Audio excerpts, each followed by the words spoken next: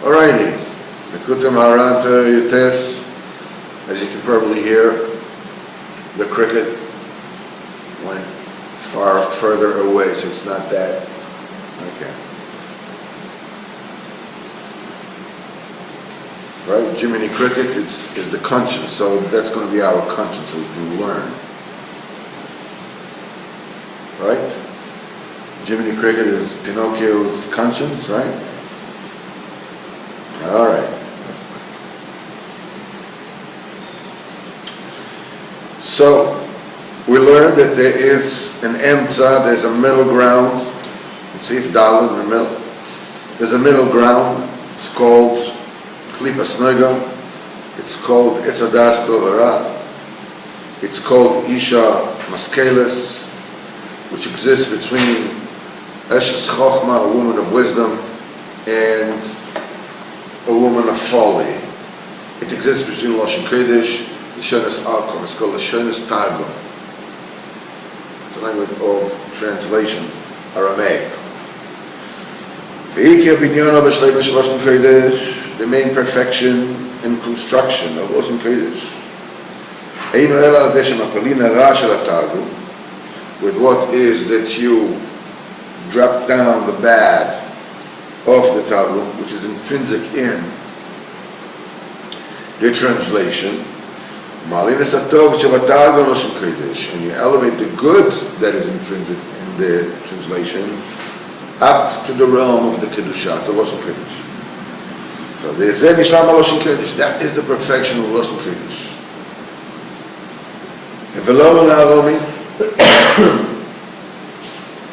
And Laban the Aramiyite, I don't know how he said in English. Shu Arami Oived Ovi is an Aramite, destroyer of my father.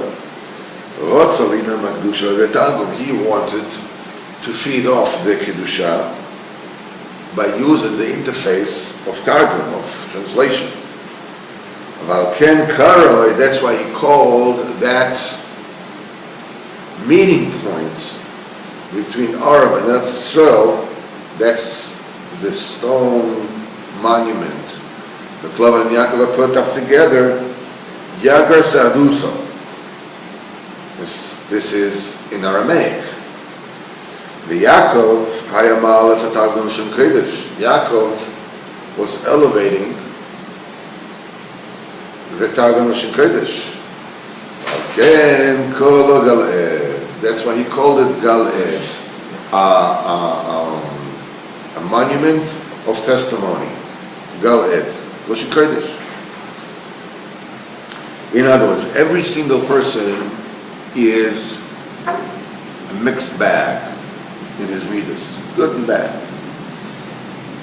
And that is the thing that enables the evil of the 70 nations to feed off his Lashon Kodesh when it's not perfect.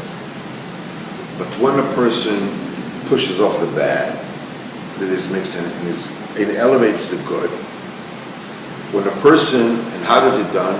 That when a person keeps himself from indulging of taiva of eta, which is klipas noga. You can use it for good, you can use it for bad. You know, you can use it in a place where you need to use it, Shem Shemai, and you can use it for bad. With halachas it brings this.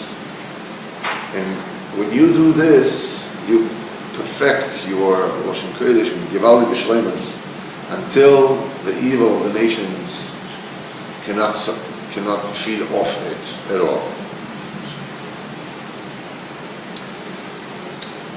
Now, you told me a story about how in America, before the 9 days, they went up to this fancy restaurant,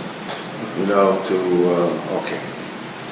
It's not a clear-cut case. But nevertheless, we'll touch upon this. So we learn a couple of important principles in that. First of all, obviously, this is a case where you take down the good in the heter, and you indulge in it. You take it down to the klipas. things being equal. That's the case. I did the same thing. I went out, bought myself chopped meat, made 2 huge hamburgers. Just before this, huge hamburgers. That is when you take the good, no, just kidding, not you, but me. Take the good and bring it into the klipot, and Mana says that this is what it is. But Adlaba, the good inside the meat, inside the thing, and bring it out the klipot, because I was indulging in it. But about the people in America, by them, there's a limutzkos. Because the people in America, even the people in Rav, many of the people of Rabbeinu, but especially the people that are not close to Rabbeinu, they have no feel. They have no feel, there is no chayes, they have no enjoyment on the Kedusha at all. At all. It's like a nail on the wall. There's a nail on the wall, okay. Nothing. How admirable it is that despite the fact they don't feel diddling, going out to the restaurant, that is where they are spiritually, not because of that fault, because where they're living. And then they start, they don't eat meat for 9 days. That is the marvel. How come people, their natural state is to go to a restaurant, a fancy restaurant, to eat flesh before the 9 days and really eat like this unbelievable entrecote from I don't know, the cows that are massaged with beer in Japan. I don't know what. That's just like that's their real state. And then they stop. They don't eat meat for 9 days. It's an unbelievable kvuras hanefesh. To serve HaKadosh Baruch Hu when you're feeling like it, that's no big deal. That's not so. That's fine. No problem. It's the show. When you don't feel a thing, when you're blowing up, nerves and arguments and this and that, as we spoke before, and they don't eat in 9 days, well, that's a great thing. Nevertheless, when it comes to you, the same thing, listen, the Torah even in Moda Mitzorach. Okay? It's a Torah and you need to learn this. Okay? A person must live with his wife. Okay? He can't drive her crazy because you decide to be Kaddish. You can't decide, that's it. I have nothing to do with you. What do you mean? There's a story that one of the Avrechim, the way I heard it is the one Avrechim in the Satmar Kollel went to the Kapish Roof in Williamsburg. The Kapish Roof was the mumcha on Maros, in Chesnida. The stains. The Satmar Rebbe, like Rabbi Eilish, used to send everybody to him. He is the person. As Hungarian Ruv, I don't know if he was in the train of the Prominentes or wasn't in the train, of Kessner. I'm not sure. But he was a Ruv, the Alte Welt, the old world. So one of the Avrechim in the Satmar Kollel, he came to him, with a mana and asked him, is it Torah or not? So he took a look at it and he says, Torah. It's clean. this something that was curling him on. Shtick along himself, from a guy. So he wanted to know, what's the source of saying that this is Tar? So he asks him, and in Lashon Kodesh, he said, "Meichan damtuni." From where did you judge me? From where, in other words, on what is this based on? Well, Meichan damtuni. From where did you judge me? Now, let me tell you something. That is the wrong thing to say to a Hungarian Rav. Especially a Hungarian Rav from the older generation. Okay. Well, the Kapishur exploded. Says, Meichan damtuni? Meichan damtuni, fragst du? Was meinst du? Bist du a Tzadik bist du? Wenn ich hier a Tzadik? A Tzayich bist du? You're a murderer!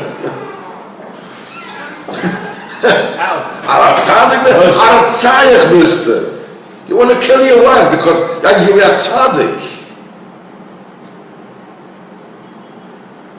You want to answer your wife because you're tzaddik.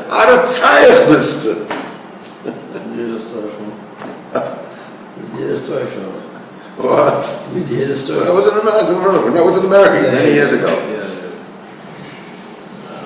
Okay? So, a person needs to know. You want to be a tzaddik, b'vakasha. But don't be a ratzayach because you want to be holy. Don't be a ratzayach. The wife needs to get what she needs to get. The way she needs to get it. And she needs to be happy. You yourself, in your own mind, you do it l'shem shamayim. You do it l'shem shamayim. You do it l'shem shamayim. You do it in such a way that only that which is necessary, whatever. But everything that is necessary needs to be done because it's a mitzvah. It's a mitzvah.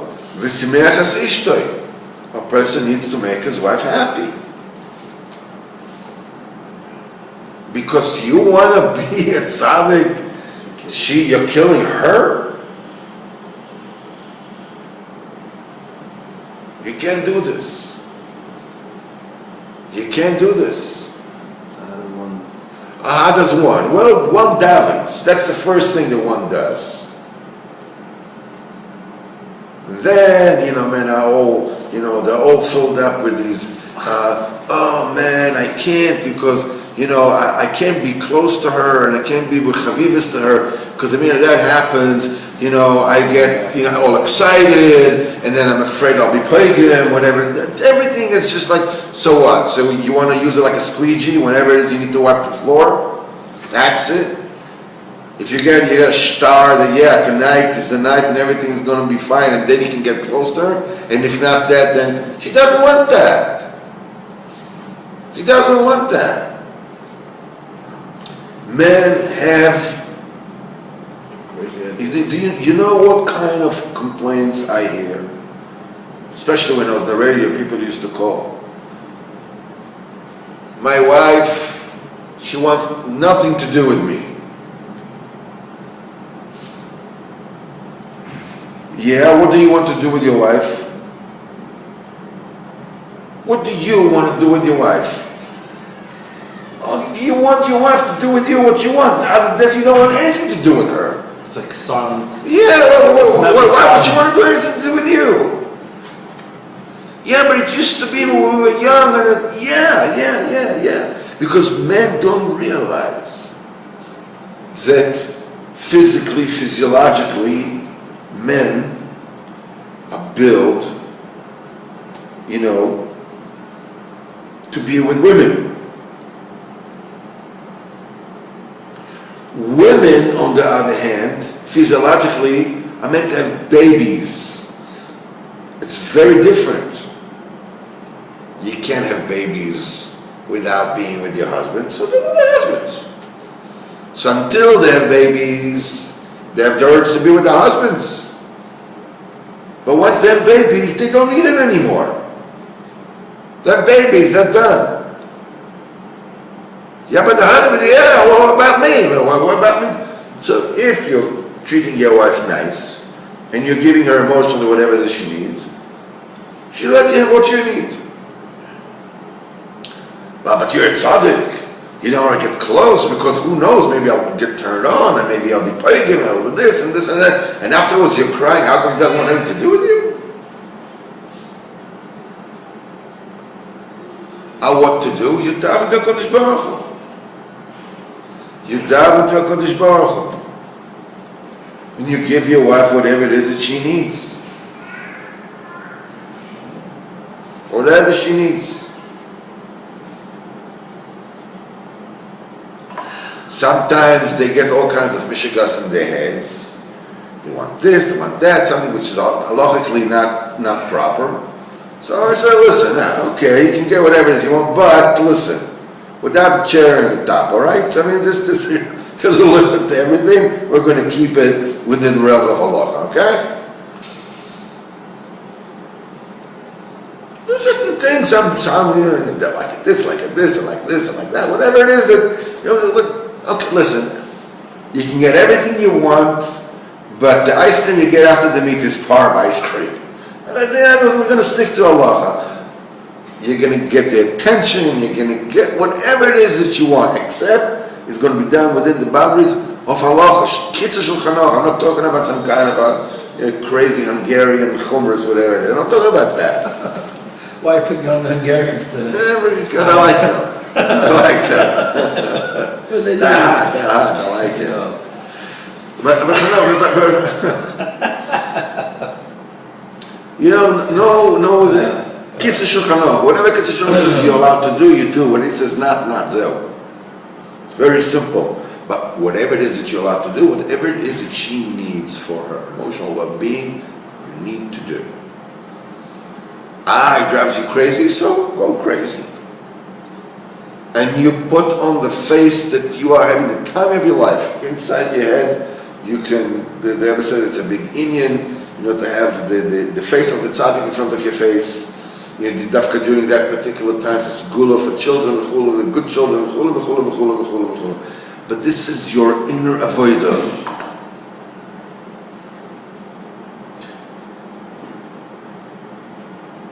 Don't think that you're a tzaddik and be a tzaddik.